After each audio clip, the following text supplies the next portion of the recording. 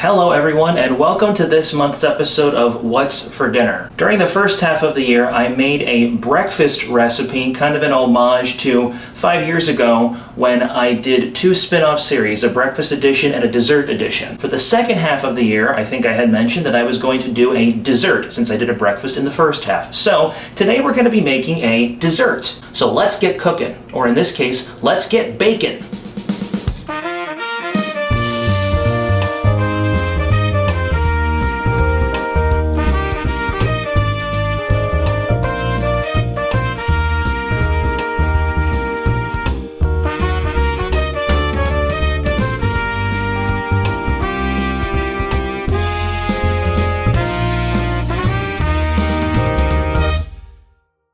Okay, so there are a couple of things that you need to do before you actually start putting any of the ingredients together. The first thing that you need to do is preheat the oven to 350 degrees. The second thing I'm doing is I'm melting 1 1/4 cup of butter on the stove. That's going to be put into our ganache later. But first, before we do anything else, I'm going to get my pan set here. So I have a 13 by 9 pan, I have a tablespoon of butter, and we're just going to run this butter over the bottom and the sides of this pan, and then I'm going to take some parchment and we're going to put some parchment paper in here, and then we're going to put more butter over the parchment. We'll take some parchment paper. I hope I have enough.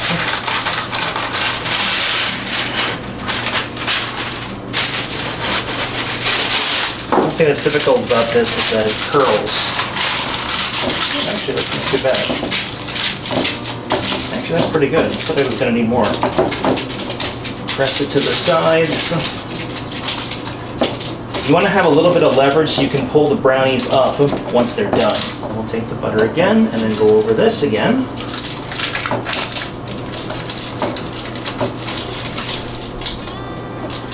Alright, now we're going to set this off to the side. I'm going to get my next set of ingredients and we're going to make some chocolate ganache. Now the chocolate bar you want to use can be any kind of chocolate. It could be a Hershey bar, it could be some baker's chocolate. I'm going to be using a semi-sweet baker's chocolate bar and a 60% bittersweet chocolate bar as well. These equal 8 ounces, which is exactly how much you need. So now I'm going to take these out and we're going to cut them into chunks, and we're going to put them into this bowl back here. So now what we need to do is cut them. We're going to try to cut them at like an angle, like this. Some of these chocolate bars have breaks in them, so you can either break them in the pieces that they're in, or you can make more work for yourself, kind of like what I'm doing, and just do this. Why don't I just time-lapse this next bit of time for you.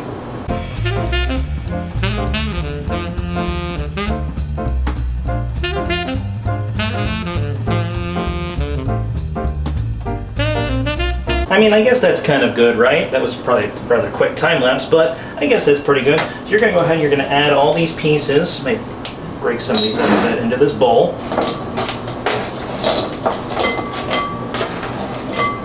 Okay, then we're going to add a 1/4 cup of Dutch processed cocoa powder. That's good. And then a tablespoon of espresso powder. The espresso powder adds to the flavor of the chocolate. I've been told, there are decaf versions of this if you don't want all the extra caffeine. And then lastly, we're going to add, and I think it's ready, 1 1/4 cup of hot melted butter. I don't know about you, but melted butter to me just looks delicious. We're going to add this in here.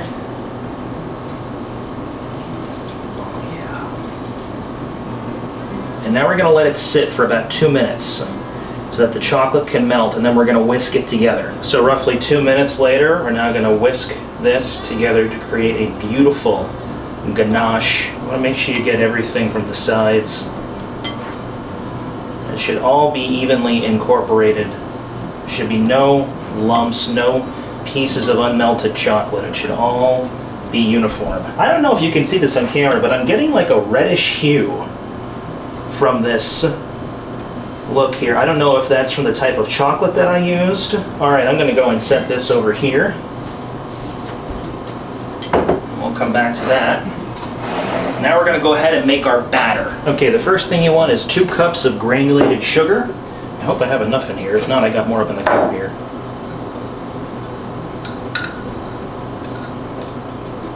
Okay, what am I sitting at here? That's 1.5 cups, just a little bit more.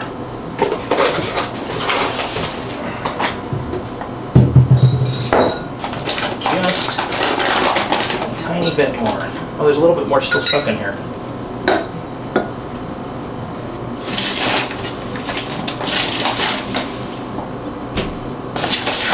That looks better. There we go. All right, 2 cups of sugar. And a little bit of cocoa powder stuck in there. That's okay. More of that's going in later anyway. Okay, then we need a 1/2 cup of dark brown sugar. That might be too much. Oh, that's perfect. Okay. Put that in there. Then we need 2 teaspoons each of vanilla and kosher salt. I'm going to do the kosher salt first since it's dry.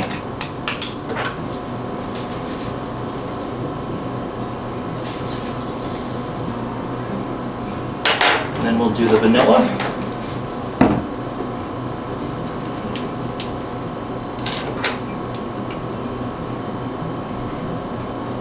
One, 2. We're going to set this aside. This bowl over here. We're gonna get 6 eggs. Now the idea is, at least in the recipe, it says to crack the eggs in a separate bowl and add them, not necessarily one at a time, it's just in case if you get any shell when you're cracking them in, so the shell doesn't go into the batter, and it's easier to get the shell out when you crack all your eggs in one container. I'm gonna crack 6 eggs into here, and I'll add 1, and then since this isn't a cake, you don't have to be careful about adding them 1 at a time. You can just add 1 and then add them all once that 1 is incorporated. 1 egg.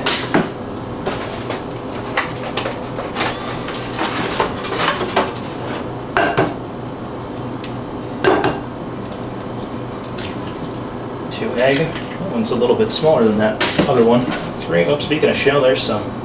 And they say use the actual shell of the egg to get the shell. If you get any shell in there, it gets the shell out because it breaks through the film.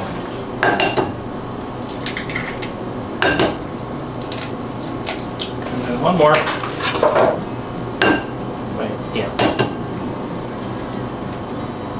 Okay, I got all my eggs cracked in a bowl, got my electric mixer here, and we're just going to carefully beat this to start.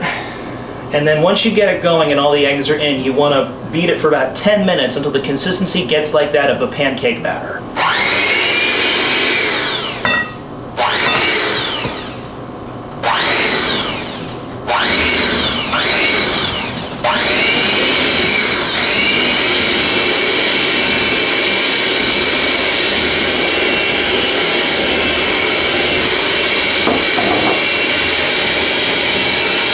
Ten minutes later.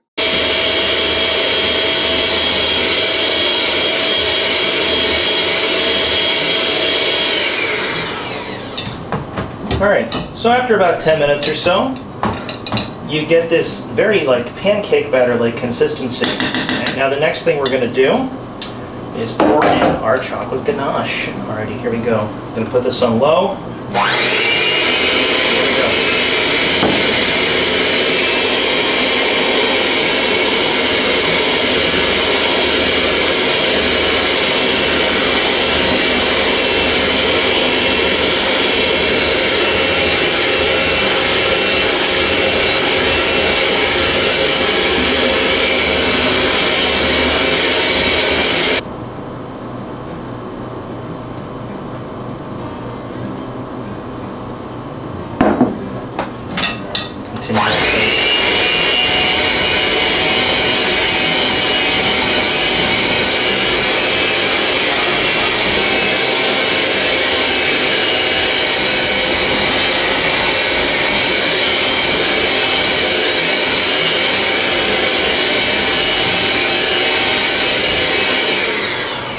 Alright, I think that's a good thing on that. I don't have a close plug, so that's why this thing is like sitting over my sink. which I don't really particularly care for. Now the last thing we have to add is a cup of flour and a half cup of cocoa powder. So when you do this, you're going to want to sift the flour and the cocoa powder into the rest of the batter here. And then you want to carefully fold it in to the batter. We've already beat a whole bunch. If you look carefully, you can see there's a whole bunch of air pockets in this. There's a lot of air that's been beat into this. So you don't want to add too much more. And you want to get these dry ingredients as quickly incorporated as you can. For time's sake and for simplicity's sake, I'm going to put the flour and the cocoa powder into the same container here. So this is 1 cup of flour, and then I'm going to put a half cup of this Dutch processed cocoa powder on top.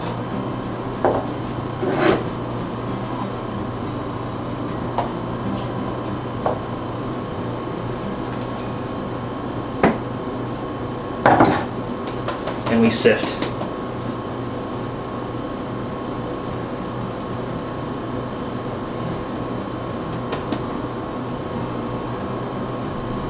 What I like about sifting is it creates uniformity, and you can put a whole bunch of things in once and sift it all out, and there's a whole bunch of lumps in here that you can get out, which I probably will. Just gotta press them through. So now we press the rest of these through. And we fold. Oh, goodness, this looks amazing. You don't want to fold it too much. You just want to get the dry ingredients incorporated. All right, so once your batter is combined, I've been looking at this and going through this for about a minute or two. Once it is combined, we're going to pour it into our prepared pan. I should say attempt to pour it. This is very thick.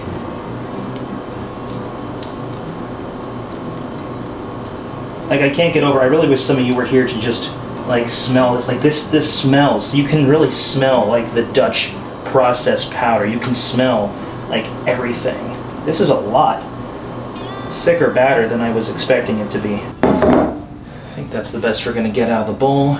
Let's scrape what we can off of here. And now we're going to put it in the preheated 350-degree oven for 20 minutes. And then we'll be back after that.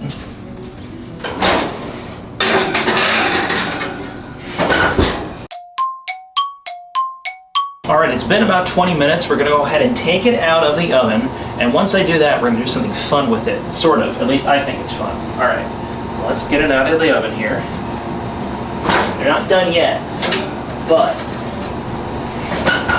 so here's what we're gonna do. We're gonna bring it over here. Now I put these pads down because I don't wanna break anything.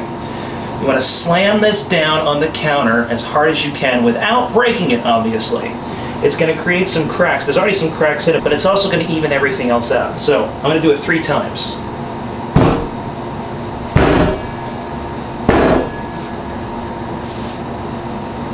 Might do it 2 more times. Actually, you know what? I think that really did level everything out.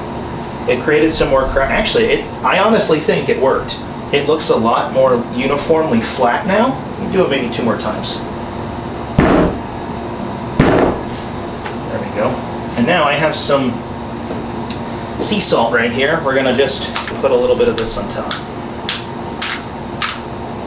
All right, we're gonna put this back in the oven for another 25 minutes, and then it's gonna be pretty much done. Back in it goes. And we'll see you again in 25 minutes. All right, it's been 25 minutes. We're gonna go ahead and take the brownies out, and we're gonna let them cool for maybe 10-ish minutes or so.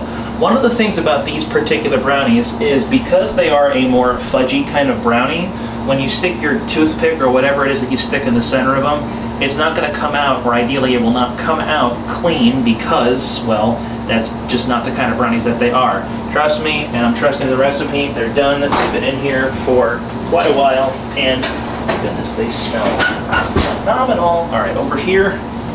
All right, so we're gonna let these cool for about 10 minutes, and then I'm gonna take them out and we'll cut them. All right, these have been cooling for about 20 minutes now, but I'm ready to dig into these. So I'm gonna move them over here a bit.